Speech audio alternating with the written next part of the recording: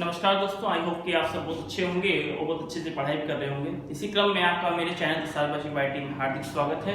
और जैसा कि पिछले लेक्चर में हमने डिस्कस किया था कि प्रीवियस क्वेश्चन पेपर्स में जो जीके के क्वेश्चन आए थे वो किस प्रकार के थे, ठीक है। और मैंने आपको कुछ ट्रेंड एनालिसिस बताया था यूपी कांस्टेबल किस ट्रेंड पे वर्क कर रहा है, क्योंकि जीके एक ऐसा पोर्शन होता है, मेरा मानना है, जिसमें स्टूडेंट्स के नंबर फ्लक्चुएट हो तो कहीं ना कहीं कट ऑफ में बहुत बड़ा असर पड़ता है। तो ये अपने आप में बहुत बड़ा टॉपिक है, तो इस पर हम लोग बात करते हैं, ठीक है। तो कुछ क्वेश्चन हमारे रिमेनिंग रह गए थे, करीब करीब हमने वहाँ पर 21 क्वेश्चन डिस्कस किए थे। उसके बाद जो इंपॉर्टेंट क्वेश्चन थे उन पर हम लोग आज फिर डिस्कस करेंगे। अप्रॉक्सीमेट 14 क्वेश्चन और हैं और 2 से 3 क्वेश्चन ऐसे जो कि कॉमन थे, तो मैंने उनको मेंशन यहाँ पे नहीं किया हुआ है। तो इसी क्रम में हम लोग आगे बढ़ेंगे। सबसे पहले एक छोटी सी बात मैं कहना चाहूँगा, जैसा कि आप सभी विद्यार्थी जीवन में हैं और मेरा मानना है पढ़ाई के साथ साथ कहीं ना कहीं अनुशासन एक बहुत बड़ा रोल प्ले करता है हमारी सफलता में। तो आपने देखा होगा कि अगर हम कंसिस्टेंसी नहीं बना के चलते हैं, अगर हम टाइमली पढ़ाई नहीं करते हैं, तो कहीं ना कहीं पर किन्हीं अन्य चीज़ों की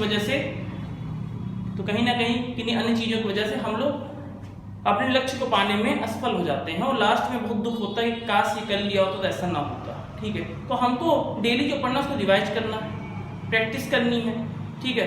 रिवाइज प्रैक्टिस रिवीजन आप जितना ज़्यादा करेंगे और जितना ज़्यादा समझेंगे चीज़ों को लिंक करके, उतना अच्छा आपके लिए रहेगा। तो मैं आपसे ये कहना चाहूँगा कि जैसा कि यूपीपी की भर्ती आ रही है और बहुत कम समय बचा हुआ है, बहुत ही कम समय बचा हुआ है, तो फॉर्म आते ही आप जानते हैं कि टाइम ज़्यादा नहीं बचता, समय कैसे निकल जाता है हमको आपको नहीं पता चलता है। तो मैं आपसे ये कहूँगा कि अब हम जैसा कि जून चल रहा है वो करीब करीब हमें 5 महीने बीत चुके हैं। जैसा अगर आपने तैयारी नहीं भी शुरू की हो तो ये आपके टाइम पास अभी गोल्डन टाइम है, ठीक है। आप तैयार कीजिए और मैं वादा करता हूँ तैयारी करवाने के लिए कि आपको जितना बताया जाएगा पेपर उसी से आएगा, उसके बाद कुछ भी नहीं फंसेगा। मैं टॉपिक्स वो चीज़ें क्लियर करके बता दूंगा कि आप जितना पढ़ लीजिएगा इससे पेपर फंस जाएगा, ये मेरी गारंटी है। हम लोग कम मेहनत करेंगे लेकिन स्मार्ट तरीके से करेंगे, हम लोग पेपर को क्लियर कर सकते हैं। इसी क्रम में ये पेपर एनालिसिस में लेकर आया हूँ, इसमें हम लोग बात करेंगे। पहला हमारा बगरू किस राज्य में हाथ की छपाई के केंद्रों में से एक है, ठीक है। तो बगरू जो है ये कहाँ पे है? राजस्थान में। कहाँ पर है? ये राजस्थान में, क्लियर। नेक्स्ट है भारतीय रिजर्व बैंक द्वारा निर्धारित नवंबर 2018 में नकद आरक्षित अनुपात कितने प्रतिशत था? आप थोड़ा ध्यान दीजिएगा, आप सोचोगे भी कि सर ये तो 2018 हमसे क्या लेना देना है, ठीक है। मैंने इसको मेंशन किया क्योंकि नकद आरक्षित अनुपात लिखा है, that is the cash reserve ratio CRR। इसको क्या बोलते हैं? CRR बोलते हैं। अब ये क्यों इंपॉर्टेंट है इसकी मैं बात करता हूँ, क्योंकि ये ज्यादा टर्म यूज किया जाता है, नकद आरक्षित अनुपात, ठीक है ना। और नकद आरक्षित अनुपात ये होता है कि जो बैंक्स होती हैं उनको कुछ पेमेंट रखना पड़ता है रिजर्व बैंक के पास, ठीक है। तो उसी के आधार पे इसको repo rate, reverse repo rate decide होती है। एक टॉपिक है, इसको मैं बाद में डिस्कस करूंगा आपके साथ। तो ये था 4%, 2018 में 4% था। जो 2019 का पेपर 2018 पूछा गया, तो अगर 2023 का पेपर देने जाना तो 2022 का CRR क्या है उसको आप लोग जरूर पढ़ के जाइएगा। अगर आपको पता हो तो आप कमेंट बॉक्स में मुझे कमेंट करके बताइएगा, ये आने के चांसेस हैं, ठीक है। नेक्स्ट है हवा महल 1799 ईस्वी में किस महाराजा ने बनवाया था? अभी क्वेश्चन सवाई प्रताप सिंह जी ने बनवाया था। कितने बनाया? सवाई प्रताप सिंह ने बनवाया था, ठीक है ना। अब क्वेश्चन ऐसे भी आ सकता है हवा महल कब बनवाया गया था? तो 1799 में। 1800 में कम कर दो, हवाई महल हमारा तैयार हो गया, है ना। 1799 उसे सवाई प्रताप सिंह। नेक्स्ट है संयुक्त राष्ट्र महासचिव एंटोनियो गुटेरेस किस देश के प्रधानमंत्री थे? ठीक है, इसका आंसर पुर्तगाल। क्या आंसर इसका? पुर्तगाल, क्लियर।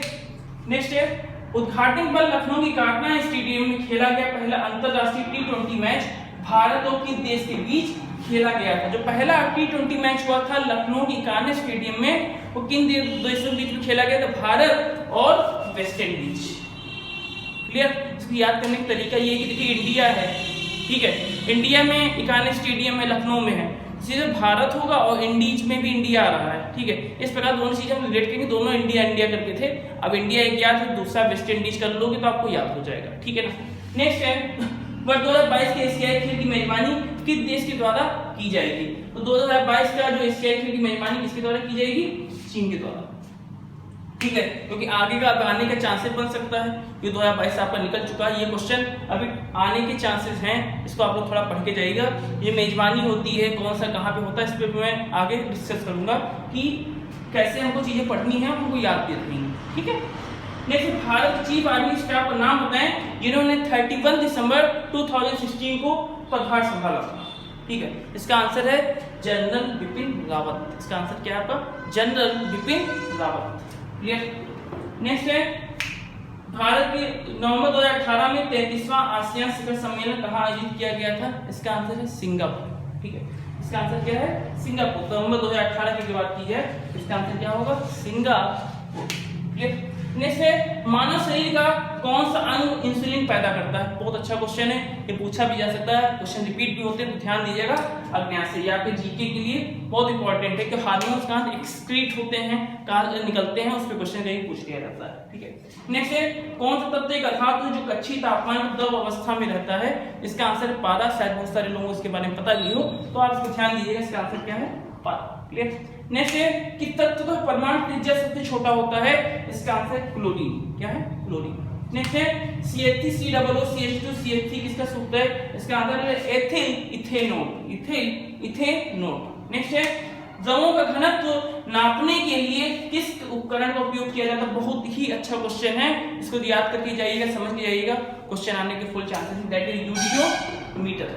ठीक है ना?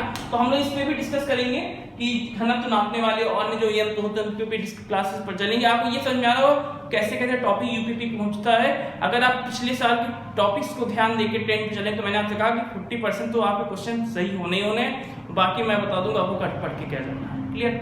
नेक्स्ट है, केंद्रीय विश्वविद्यालय बाबा साहब भीमराव अम्बेडकर विश्वविद्यालय विद्यापहाड़ किस शहर में स्थित है? इसका आंसर लखनऊ। क्या आंसर इसका?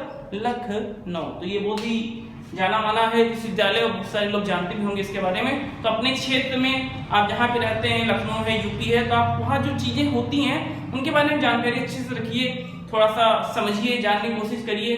जिस पेपर के सिवा भी आप कहीं रहते हैं वहाँ के लोगों के लिए जानना बहुत जरूरी है, क्योंकि ये आवश्यक होता है कहीं ना कहीं समझने के लिए। ठीक है, धन्यवाद। इसमें अपनी वाणी विराम देना चाहूंगा, आगे हम लोग और डिस्कस करेंगे इस टाइप के क्वेश्चन और कोशिश करेंगे कि हम लोग ट्रेंड पूरा समझ सकें। धन्यवाद।